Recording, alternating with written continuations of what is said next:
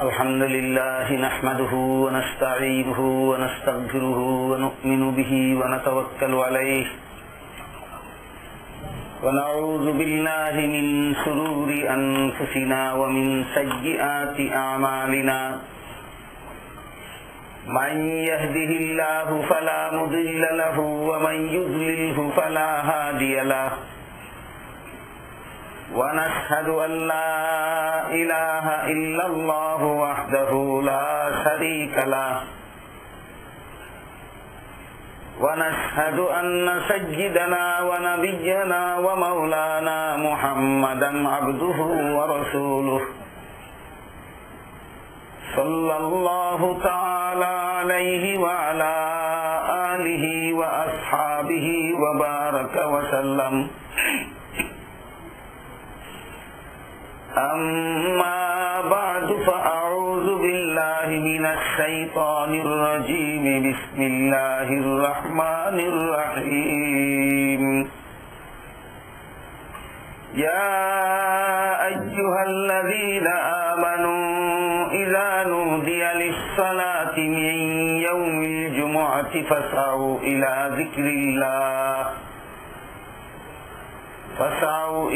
ذكر الله وذروا البيع بارك الله لنا ولكم في القرآن العظيم ونفعنا وإياكم بالآيات والذكر الحكيم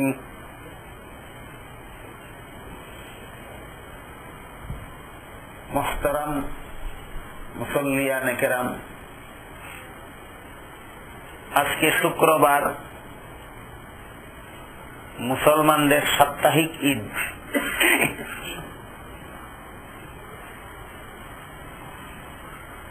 মুসলমানদের এক প্রকার ঈদ আছে বাৎসরিক ঈদ, আর এক প্রকার ঈদ হলো সাপ্তাহিক ঈদ। মুসলমানদের বাৎসরিক ঈদ হইল দুইটা। হাদিস শরীফে উল্লেখ আছে, রাসূল করিম সাল্লাল্লাহু আলাইহি ওয়াসাল্লাম বলেন,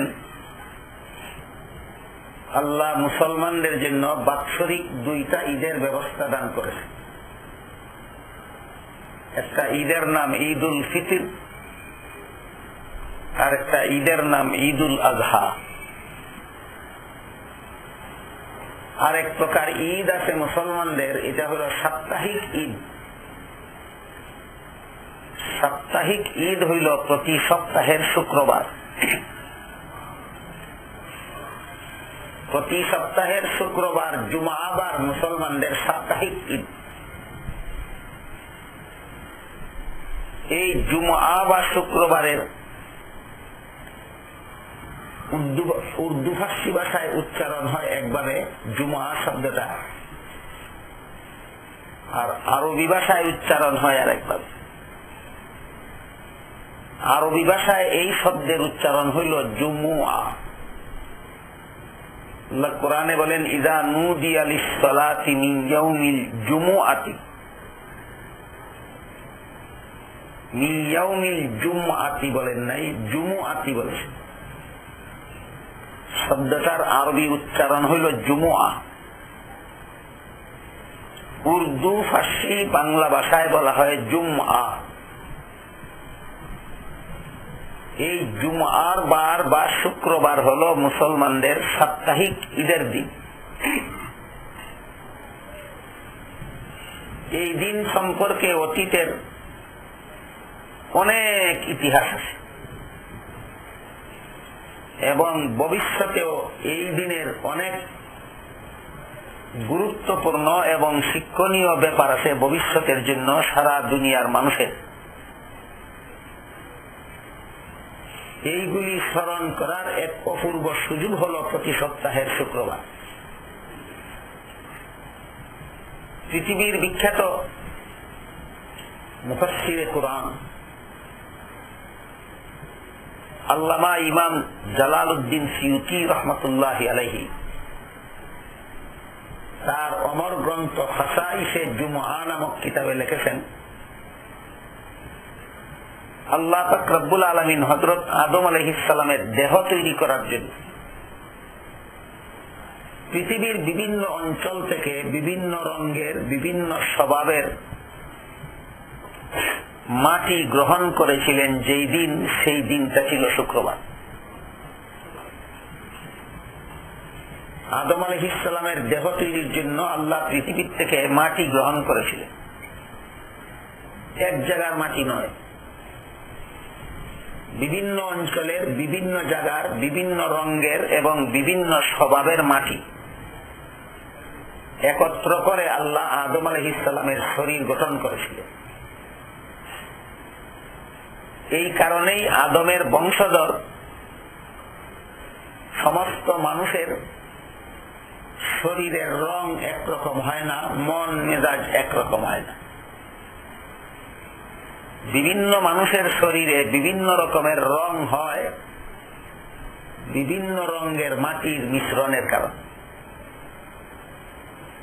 বিভিন্ন মানুষের বিভিন্ন রকমের মন মেজাজ এবং স্বভাব চরিত্র হয় বিভিন্ন প্রকারের মাটির মিশ্রণের কারণে।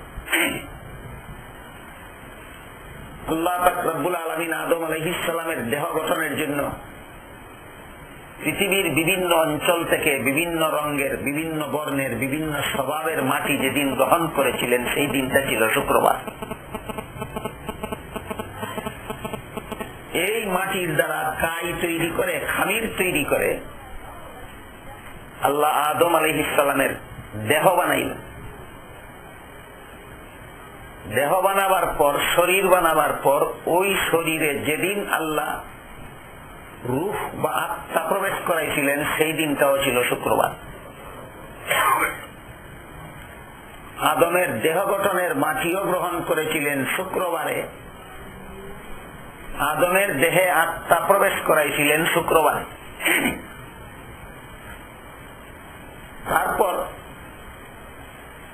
এই মাটির তৈরি দেহ বিশিষ্ট আদমকে আল্লাহ নূরের তৈরি ফিরিস্তাদের চেয়েও শ্রেষ্ঠ মর্যাদা দান করলেন। ফিরিস্তাদের দেহ আল্লাহ সৃষ্টি করেছেন নূর দ্বারা, আদমের দেহ আল্লাহ সৃষ্টি করেছেন মাটির দ্বারা। কিন্তু ফিরিস্তাদের মধ্যে ঘোষণা দিলেন যে আদমের মর্যাদা হবে ফিরিস্তার চেয়ে শ্রেষ্ঠ। অবশ্য ফিরিস্তাদের এই কথাটা বুঝতে যথেষ্ট সময় লেগেছে। প্রথমেই ফিরিস্তারা বুঝতে পারেননি যে আদমের শ্রেষ্ঠত্ব কেন, কোন কারণ। আমাদের এই ব্যাপারটা আমি মনে করি, আমার ক্ষুদ্র বিবেচনায় আমাদের বর্তমান দুনিয়ার সমস্ত মানুষের জন্য এই ব্যাপারটা বোঝা জরুরি। ফিরিস্তারা নূরের তৈরি এবং জীবনে কোনোদিন কোনো গুনাহ করেন না। আদম জাতি মাটির তৈরি এবং সে অহরহ গুনাহ করে। তাই আদম সৃষ্টির আগেই ফিরিস্তারা আল্লাহ পাক রব্বুল আলামিনের কাছ থেকে যখন আদমের স্বভাব চরিত্র জানতে পেরেছিলেন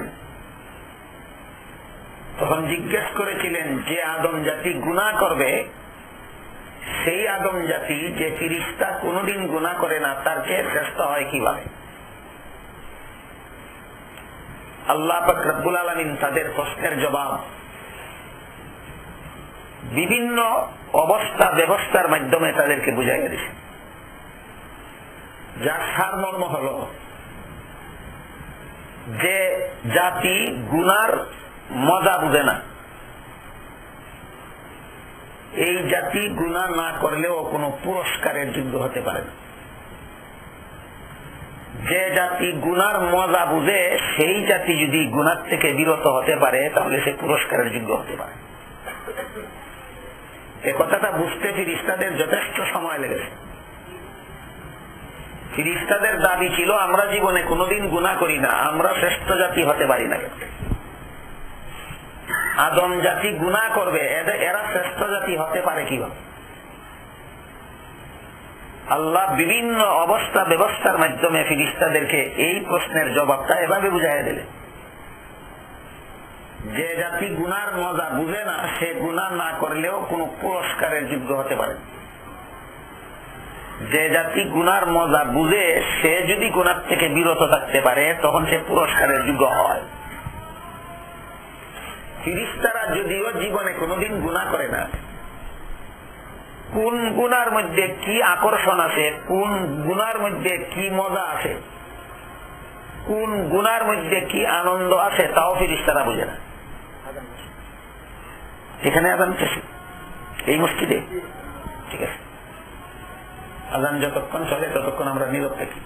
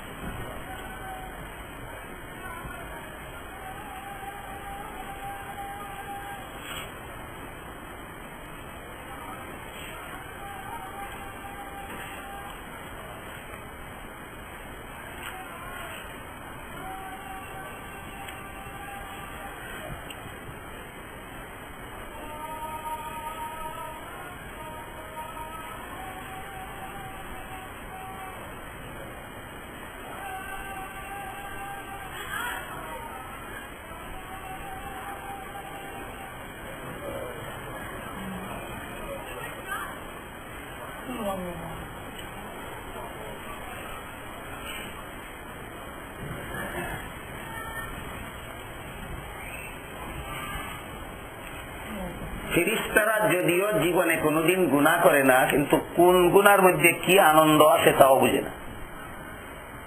এ কারণে এরা বেগুনাহ হয়েও কোনো পুরস্কারের যোগ্য হতে পারে। পক্ষান্তরে প্রতিটি মানুষকে আল্লাহ কোন গুনার মধ্যে কি আনন্দ আছে তা বোঝার যোগ্যতা দিয়েই সৃষ্টি করে। যেহেতু সে গুনার আনন্দটা বুঝে, এই কারণে গুনাহ না করে টাকাটা তার জন্য বড় কষ্টকর হয়। এই কষ্টটা যে মানুষ স্বীকার করতে পারে তার মর্যাদা ফিরিস্তার চেয়ে শ্রেষ্ঠ হয়। এই বিষয়টা ফিরিস্তারা প্রথমে বুঝতে পারেনি। শেষ পর্যন্ত আল্লাহ ফিরিস্তাদেরকে যখন এই কথাটা বুঝাইয়ে দিলেন, ফিরিস্তারা বুঝতে পারার পরে আল্লাহ তাদেরকে নির্দেশ দিলেন, এবার তোমরা আদমকে সেজদা দিয়া সম্মান করো, স্বীকৃতি প্রকাশ করো যে আমরা শ্রেষ্ঠ হওয়ার যোগ্যতা রাখি না, আদমই শ্রেষ্ঠ হওয়ার যোগ্যতা রাখে। আল্লাহর নির্দেশে ফিরিস্তারা সেদিন আদম আলাইহিস সালামকে সেজদা করেছিলেন। তারপর আল্লাহ আদম আলাইহিস সালামকে জান্নাতে কিছুদিন থাকার জন্য নির্দেশ দিলেন। সৃষ্টি করার আগেই ফিরিস্তাদেরকে বলেছিলেন, ইন্নী জাইলুন ফিল আরদি খলিফা,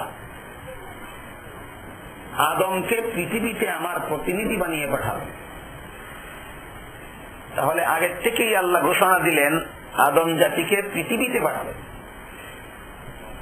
কিন্তু সৃষ্টির পর ফিরিস্তাদের দ্বারা সেজদা করাইয়া সরাসরি পৃথিবীতে না পাঠাইয়া প্রথমে জান্নাতে দিলেন।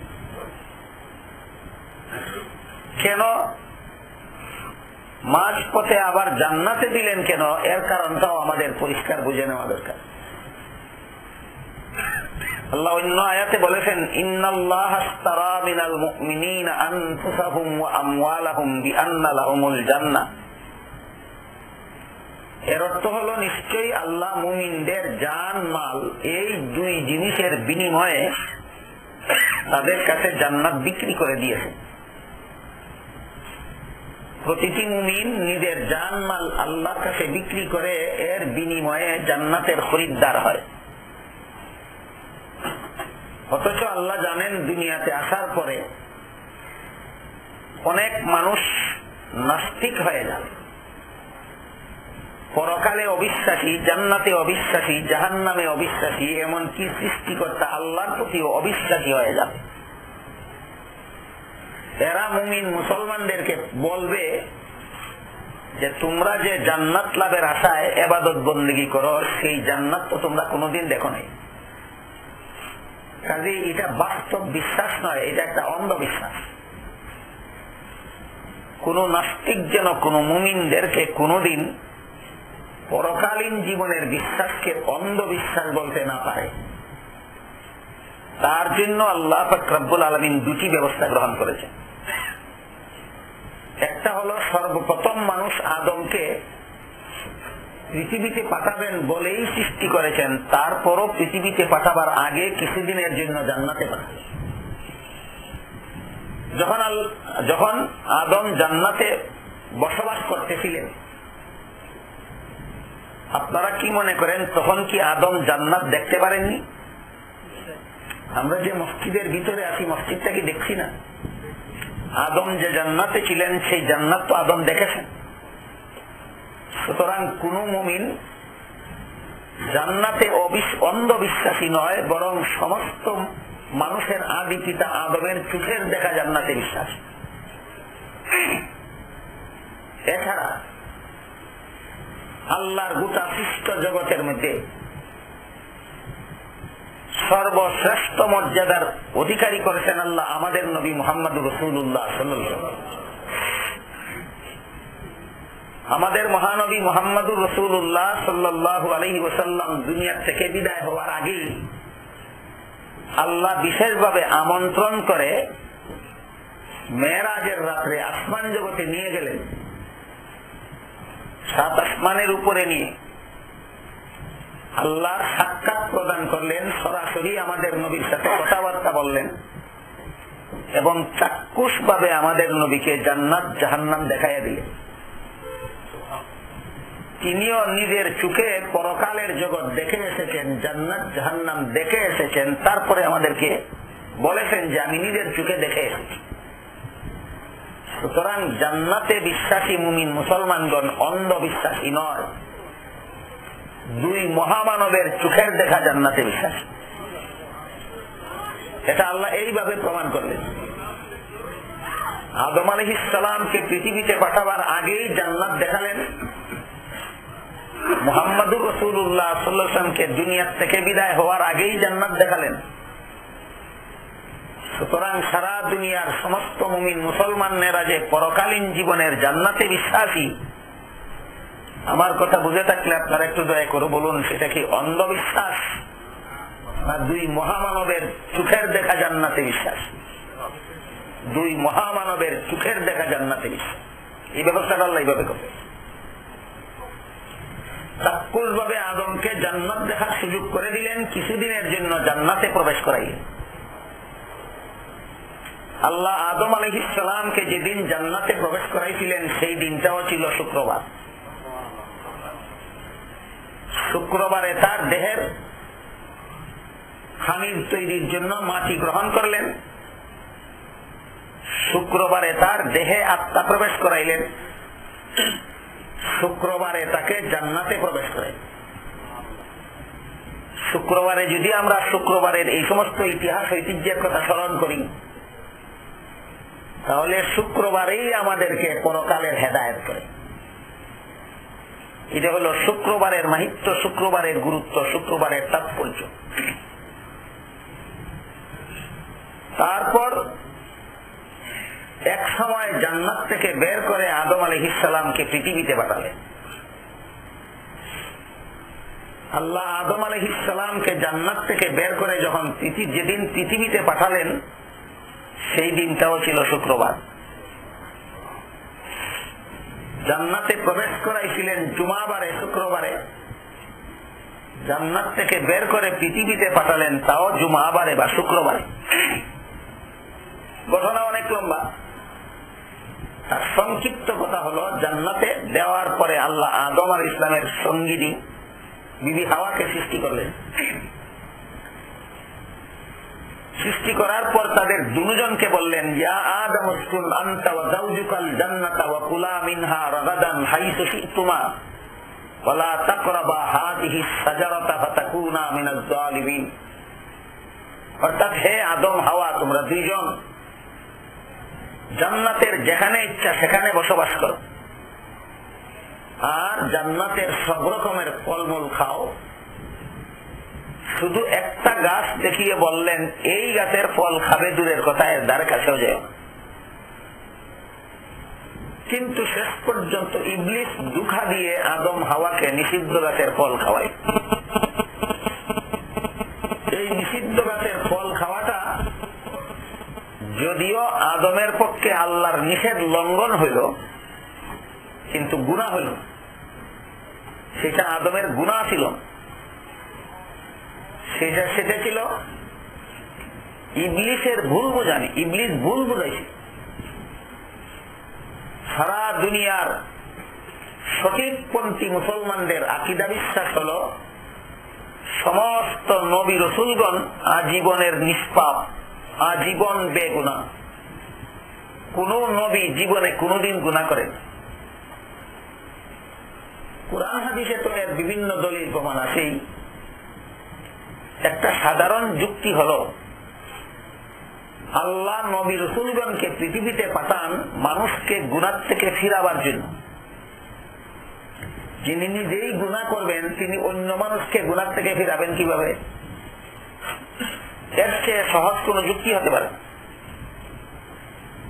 নবী রসুলগণ দুনিয়াতে আসেন অন্য মানুষকে গুনাহ থেকে ফিরাবার জন্য, নিজেরা গুনাহে লিপ্ত হওয়ার জন্য নয়। এই জন্য সমস্ত নবী রসুলগণ হলেন ইসলামের বিশুদ্ধ আকীদা বিশ্বাস মতে বেগুনাহ বা নিষ্পাপ। আদম আলাইহিস সালাম যে আল্লাহর নিষিদ্ধ গাছের ফল খাইলেন, এর দ্বারা আদমের গুনাহ হয়নি কিভাবে? কারণ আল্লাহর আদেশ নিষেধ লঙ্ঘন করলে সর্বাবস্থাতেই গুনাহ হয়। জেনে শুনে আল্লাহর আদেশ নিষেধ লঙ্ঘন করলে গুনাহ হয়, ভুলবশত আদেশ নিষেধ লঙ্ঘন করলে গুনাহ হয়। এর একটা সহজ উদাহরণ হল রমজান মাসের দিনের বেলায় কোন রোজাদার নিজের রোজার কথা ভুলে গিয়ে যদি খানা পিনা করে, অথচ রোজাদারের জন্য আল্লাহ পরিষ্কার বলেছেন ফাকুলু ওয়াশরাবু হাত্তা ইয়াতাবায়্যানা লাকুমুল খাইতুল আবয়াদু মিনাল খাইতিল আসওয়াদি মিনাল ফাজর সুম্মা আতিম্মুস সিয়ামা ইলাল লাইল। এর মর্ম হলো রোজাদারগণ সুবে সাদিকের পর থেকে সন্ধ্যার আগ পর্যন্ত দিনের বেলায় খানা পিনা করবে না। রোজাদারের জন্য দিনের বেলায় খানা পিনা করতে আল্লাহ নিষেধ করেছে, কিন্তু নিজের রোজার কথা ভুলে গিয়ে যদি কেউ খানা পিনা করে ফেলে এর জন্য তার গুনাহ হবে। আল্লাহর নিষেধ লঙ্ঘন হইল না, কিন্তু গুনাহ হইল। কোন কারণে? জেনে শুনে লঙ্ঘন করার কারণে না ভুলে গিয়ে। ঠিক তেমনি ভাবে আদমের নিষিদ্ধ গাছের ফল খাওয়া সম্পর্কে আল্লাহ এক আয়াতে বলেন নাসিয়া আদম, আদম ভুলে গেল। ইবলিসের দুগায় পরে আদম ভুলে গেল। আমরা যেভাবে রোজাদার অবস্থায় রোজার কথা ভুলে গিয়ে দিনের বেলায় খানা পিনা করলেও গুনাহ হয় না, তেমনি ভাবে আদমও ইবলিসের দুকায় পরে আল্লাহর নিষিদ্ধতার মর্ম ভুলে গিয়ে নিষিদ্ধ গাছের ফল খাওয়ার কারণে গুনাহ হয়। তবে নিষিদ্ধ গাছের ফল খাওয়াটা গুনাহ না হলেও জান্নাত থেকে বের হওয়ার কারণ হলো। তাই আল্লাহ আদম আলাইহিস সালামকে এই কারণ দর্শাইয়া বললেন যে যেহেতু তুমি নিষিদ্ধ গাছের ফল খেয়েছো, কাজেই জান্নাত থেকে বের হয়ে যাও। আমার কথা বুঝে থাকলে আপনারা দয়া করে একটা প্রশ্নের জবাব দিবেন যে নিষিদ্ধ গাছের ফল খাওয়াটা আদমের জান্নাতে গুনাহ হইল না জান্নাত থেকে বের হওয়ার কারণ হইল? গুনাহ হইল না, তবে জান্নাত থেকে বের হওয়ার কারণ। এইটাকে কারণ হিসাবে উল্লেখ করে আল্লাহ আদম হাওয়াকে জান্নাত থেকে বের করে দিলেন। যেদিন তাদেরকে জান্নাত থেকে বের করেছিলেন সেই দিনটাও ছিল জুমাবার বা শুক্রবার। খামির তৈরি করার জন্য মাটি নিয়েছিলেন শুক্রবারে।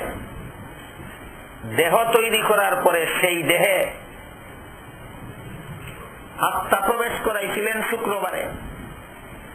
আদম আলাইহিস সালামকে জান্নাতে প্রবেশ করাইছিলেন শুক্রবারে। আবার জান্নাত থেকে বের করে আদম হাওয়াকে পৃথিবীতে পাঠাইলেন, তাও শুক্রবারে। তাহলে জান্নাত থেকে পৃথিবীতে আদম জাতির আগমন হইল কিবারে? জান্নাত থেকে পৃথিবীতে আদম জাতির আগমন হইল শুক্রবারে। ভবিষ্যতে সমস্ত আদম সন্তান পৃথিবীর থেকে চিরকালের জন্য বিদায় হয়ে যাবে যেই বার, সেই বারটা হবে শুক্রবার। হাদিস শরীফে উল্লেখ আছে, রাসূল করিম সাল্লাল্লাহু আলাইহি ওয়াসাল্লাম বলেন, কিয়ামত কতদিন পরে হবে, কত বছর পরে হবে, এটা কেউ বলতে পারবে। এক হাদিসে উল্লেখ আছে, হযরত জিবরিল ফেরেশতা মুহাম্মদুর রাসূলুল্লাহ সাল্লাল্লাহু আলাইহি ওয়াসাল্লামকে জিজ্ঞেস করেছিলেন, মাতা তাকুমুস সাআহ, কিয়ামত কবে হবে? জবাবে রাসূল বলেন, মাল মাসউলু আনহা বিআলামা মিনাস সাইল। হে জিবরিল, কিয়ামত কবে হবে সেটা যেমন তুমি জানো না, আমিও জানি। কুরআনের আয়াতে আল্লাহ বলেন, ইয়াসআলুনাকা আনিস সাআতি আইয়ানা মুরসাহা ফীমা আনতা মিন যিকরাহা ইলা রাব্বিকা মুনতাহাহা। অর্থাৎ হে রাসূল করিম সাল্লাল্লাহু আলাইহি ওয়াসাল্লাম, লোকেরা আপনাকে জিজ্ঞেস করে কিয়ামতের আর কতদিন বাকি। আপনি কিভাবে বলবেন কিয়ামতের কতদিন বাকি? আমি তো আপনাকে জানাই নাই। সুতরাং কুরআনেও আল্লাহ বলেছেন কিয়ামত কতদিন পরে হবে তা আল্লাহ রাসূলকে জানাননি। হাদিস শরীফে রাসূল নিজেও জিবরিলকে বলেছেন, তুমিও জানো না কিয়ামতের কতদিন বাকি, আমিও জানি না কিয়ামতের কতদিন বাকি। তবে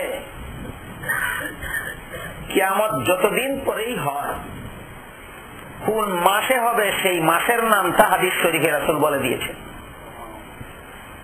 সেই মাসের কোন তারিখে কিয়ামত হবে সেই তারিখটাও রাসূল হাদিসে বলে দিয়েছেন। সেই তারিখে কি বার হবে বারটাও হাদিসে রাসূল বলে দিয়েছেন। রাসূল বলেন, যখন দুনিয়াতে আল্লাহকে ডাকার মতো একটা মানুষও থাকবে না, তখন পৃথিবীটাকে আল্লাহ আর রাখবেন না, দুনিয়া রাখবেন না, দুনিয়া ধ্বংস হয়ে যাবে, কিয়ামত হয়ে যাবে। ইসরাফিল ফিরিস্তা, ইসরাফিল নামে একজন ফিরিস্তা আছে। ফিরিস্তার হাতে আল্লাহ ফু দেওয়ার মতো বাঁশির মতো একটা জিনিস দিয়ে রাখছেন। কুরআনের ভাষায় এটার নাম হলো সূর। ওয়া নুফিখা ফিস সূর, সিংহায় ফুঁক দেওয়া হবে। বাংলা এটাকে সিংহা বলা হয়। যার বিবরণ হলো, এতে যখন ইসরাফিল ফুঁক দিবেন, ফুঁকের আওয়াজ এত বিকট হবে, আওয়াজের বিকটতার কারণে সারা দুনিয়ার সমস্ত মানুষ পশু মরে যাবে, এমনকি আসমান জমিন চন্দ্র সূর্য গ্রহ নক্ষত্র সবগুলি ভেঙে চুরমার হয়ে যাবে। এত বিকট আওয়াজ ওই সিংহার বলছে। ইসরাফিল ফিরিস্তার হাতে দিয়ে আল্লাহ দাঁড় করিয়ে রাখে, বলে রেখেছেন যখন হুকুম দিব তখন বলি। আল্লাহ কখন হুকুম দিবেন, হুকুম দেওয়ার সাথে সাথে ফু দিতে হবে, এর অপেক্ষায় ইসরাফিল যা হাতে নিয়ে দাঁড়িয়ে আছেন, শত শত হাজার হাজার লক্ষ লক্ষ বছর পর্যন্ত তিনি অপেক্ষমান আছেন আল্লাহর হুকুমের। এই কারণে তিনি কোনদিন হাসেন না, কারণ হাসলে মানুষের গুরুত্বপূর্ণ কথা ভুলে যায়। ইসরাফিল ফিরিস্তা সিংহা হাতে নিয়ে দাঁড়িয়েছেন ফু দেওয়ার হুকুমের অপেক্ষায়। হাসলে সেই কথা ভুলে যায় কিনা সেই আশঙ্কায় তিনি কোনদিন হাসেন না, সদা সর্বদা আল্লাহর হুকুমের অপেক্ষায় আছেন। যখন হুকুম দিবেন তখন হুকুম দিতে হবে। রাসূল হাদিস শরীফে বলেন, আল্লাহ ইসরাফিল ফিরিস্তাকে সিংহায় ফুঁক দেওয়ার হুকুম দিবেন কখন? যখন দুনিয়াতে আল্লাহকে ডাকার মতো একটা মানুষও থাকবে। আল্লাহকে যতদিন পর্যন্ত একটা মানুষও ডাকবে ততদিন পর্যন্ত দুনিয়া ধ্বংস হবে না, কিয়ামত হবে না। যখন দুনিয়াতে আল্লাহকে ডাকার মতো একটা মানুষও থাকবে না, তখন ইসরাফিল ফিরিস্তাকে আল্লাহ আদেশ করবেন সিংহায় ফু দেওয়ার জন্য। ফুক দিবেন, ফুকের দ্বারা সমস্ত জগৎ ধ্বংস হয়ে যাবে, মানুষ পশু সব মরে যাবে। ওই দিনটাও হবে শুক্রবার। রাসূল বলেন, ইসরাফিল ফিরিস্তা যে মাসে সিংহায় ফুক দিবেন সেই মাসটা হবে মুহররম মাস। তারিখটা হবে মুহররমের 10 তারিখ, বারটা হবে শুক্রবার। কোন এক সময় পৃথিবীতে যেদিন আল্লাহ দেখার মতো একটা মানুষও থাকবে না, তখন একটা মুহররম মাস আসবে, যেই মুহররম মাসের 10 তারিখ শুক্রবার হবে। ইসরাফিল ফিরিস্তাকে আল্লাহ আদেশ করবেন সিংহায় ফুঁক দেওয়ার জন্য, সেই ফুঁকে সমস্ত জগৎ ধ্বংস হয়ে যাবে। তাহলে সমস্ত মানুষ পৃথিবীর থেকে চিরকালের জন্য বিদায় হয়ে যাবে কিবারে? শুক্রবারে। এই পৃথিবীতে মানুষ আগমন করেছিল কিবারে? শুক্রবারে। শুক্রবারে আমরা এই পৃথিবীতে এসেছিলাম, শুক্রবারে আমরা এই পৃথিবীর থেকে বিদায় হয়ে যাব। এই 2 শুক্রবারের মধ্যে, আগমনের শুক্রবার আর বিদায়ের শুক্রবার, এই 2 শুক্রবারের মধ্যে যে সমস্ত মানুষ এই পৃথিবীতে আসে আর যায়, আসে আর যায়, কেন আসে কেন যায়? আসে জান্নাতের খরিদ্দার হওয়ার জন্য, আর বিদায় হইয়া যায় জান্নাতে বসবাস করার জন্য। সব কথা যারা মনে রাখতে না পারবেন, 2টা কথা মনে রাখেন। পৃথিবীতে মানুষ আগমন করেছিল শুক্রবারে, কেন এসেছিল? জান্নাত কেনার জন্য। পৃথিবীর থেকে মানুষ চিরকালের জন্য বিদায় হয়ে যাবে শুক্রবারে, কেন বিদায় হয়ে যাবে? জান্নাতে চিরস্থায়ী ভাবে বসবাস করার জন্য। তাহলে এই পৃথিবীটা কি আমাদের বসবাসের ঠিকানা না জান্নাত কিনার বাজার? এই পৃথিবীটা আমাদের জান্নাত কিনার বাজার, এটা আমাদের ঠিকানা নয়। এই শিক্ষাটা আমাদের গ্রহণ করতে হবে শুক্রবারের ইতিহাস থেকে, জুমাবারের গুরুত্ব থেকে এই শিক্ষা গ্রহণ করতে হবে আমাদেরকে, যে এটা আমাদের ঠিকানা নয়। এক শুক্রবারে আমরা এখানে এসেছি, আর এক শুক্রবারে আমরা এখান থেকে বিদায় হয়ে যাব। জান্নাত কিনে যাওয়ার জন্য এসেছি, জান্নাত কিনে যেতে না পারলে জাহান্নামের শাস্তি ভোগ করতে হবে পরকালের চিরস্থায়ী জীবন। এই নসিহত, এই উপদেশ, এই শিক্ষা গ্রহণ করার এবং চিন্তা ভাবনা করার দিনটা হলো শুক্রবার। কাজেই আমরা যারা দুনিয়ার ক্ষণস্থায়ী জীবনের বুক বিলাস এবং রং তামাশার সুযোগ পেয়ে আমাদের মূল বাড়ির কথা ভুলে যাই, আবারও সেই বাড়ি, সেই ঠিকানা, সেখানে ফিরে যেতে হবে, সে কথা স্মরণ করাবার ব্যবস্থা হিসাবে আল্লাহ আমাদের শুক্রবারকে ঈদের দিন সাব্যস্ত করে দিয়েছে। এই জন্য শুক্রবার হলো মুসলমানদের বাৎসরিক সাপ্তাহিক ঈদের দিন। সেদিন আমরা স্মরণ করব যে এখানে এসেছি জান্নাত কেনার জন্য, এখান থেকে চলে যাব জান্নাতে বসবাস করার জন্য, এটা ঈদের দিন। এই জুমাবার বা শুক্রবার সম্পর্কে পবিত্র কোরআনের যে সূরায় আল্লাহ আলোচনা করেছেন, সেই সূরারও নাম দিয়েছেন সূরাতুল জুমআ। জুমার নামে নামে পবিত্র কোরআনের এক সূরার নাম সূরায়ে জুমআ। সূরায়ে জুমআর শেষের দিকের এক আয়াতের অংশ আমি তিলাওয়াত করেছি। আল্লাহ বলেন, ইয়া আইয়ুহাল্লাযীনা আমানু, হে ঈমানদারগণ, ইযা নুদিয়া লিস-সালাতি মিন ইয়াউমিল জুমআতি ফাসআউ ইলা যিকরিল্লাহ। অর্থাৎ হে ঈমানদারগণ, জুমার দিনে যখন জুমার নামাজের জন্য আযান দেওয়া হয়, তখন তোমরা তাড়াহুড়া করে আল্লাহর জিকিরের জন্য চলে আসো। আযান দেওয়ার সাথে সাথে তাড়াহুড়া করে চলে আসো আল্লাহর জিকিরের জন্য। ওয়াজারুল বাইআ, আর আযানের সাথে সাথে বেচা কিনা বন্ধ করো। মুফাসসিরিনে কেরাম লিখেছেন, বেচা কিনা উদাহরণ স্বরূপ বলেছেন আল্লাহ। শুধু বেচা কিনাই নয়, জুমার আযানের সাথে সাথে সংসারের সকল কাজ বন্ধ করার জন্য আল্লাহর নির্দেশ দেওয়া ইচ্ছা। জুমার দিনে আযান হলে সংসারের সকল কাজ বন্ধ করো এবং তাড়াহুড়া করে আল্লাহর জিকিরের জন্য আসো। এখানে জিকির বলতে আল্লাহ কি বুঝাইলেন? মুফাসসিরিনে কেরাম তাফসীরের কিতাবে লিখেছেন, জিকির বলতে আল্লাহ 2টা জিনিস দিয়েছেন। একটা হলো জুমার নামাজ, আর একটা হলো জুমার খুতবা। সূরা জুমার এই আয়াতে আল্লাহ জুমার নামাজকেও আল্লাহর জিকির বলেছেন, জুমার খুতবাকেও আল্লাহর জিকির বলেছেন। এই জন্য নামাজ কোন ভাষায় পড়তে হবে সেটা যেমন আল্লাহ এবং তার রাসূল নির্ধারণ করে দিয়েছেন, জুমার খুতবা কোন ভাষায় পড়তে হবে সেটাও আল্লাহ এবং তার রাসূল নির্ধারণ করে দিয়েছেন। নামাজ যেমন ভাবে অন্য ভাষায় ট্রান্সলেশন করে পড়লে নামাজ হবে না, ঠিক তেমনি ভাবে জুমার খুতবাও অন্য ভাষায় ট্রান্সলেশন করে পড়লে সেটা খুতবা হবে না। নামাজও আল্লাহর জিকির, খুতবাও আল্লাহর জিকির। এখানে আবিধানিক অর্থের আশ্রয় নেওয়া ঠিক নয়। নামাজের জন্য যে আযান দেওয়া হয়, আযান শব্দের অর্থ হলো ডাকা, আহ্বান করা, ইনভাইট করা। এখন যদি আপনি আযানে বলেন কাম ফর প্রেয়ার, হাইয়া আলাস সালাহ না বলে যদি বলেন কাম ফর প্রেয়ার, বলুন সেটা কি আযান হবে? হবে আযান? হাইয়া আলাস সালাহ বলতে হবে। যেমন ভাবে আযানে হাইয়া আলাস সালাহ না বলে কাম ফর প্রেয়ার বললে আযান হবে না, ঠিক তেমনি ভাবে আল্লাহর জিকির যে ভাষায় করার জন্য রাসূল শিক্ষা দিয়েছেন সেই ভাষা বাদ দিয়া অন্য ভাষায় খুতবা দিলে খুতবা হবে না। তেমনি ভাবে নামাজের কোন দোয়া দুরূদ সূরা কেরাত আল্লাহ এবং আল্লাহর রাসূলের নির্ধারিত ভাষায় না করে অন্য কোন ভাষায় ট্রান্সলেশন করলে সেটা নামাজ হবে না। এই সব কথার দিকে ইঙ্গিত করে আল্লাহ বলেছেন ফাসআউ ইলা যিকরিল্লাহ, আল্লাহর জিকিরের দিকে তাড়াহুড়া করে চলে আসো।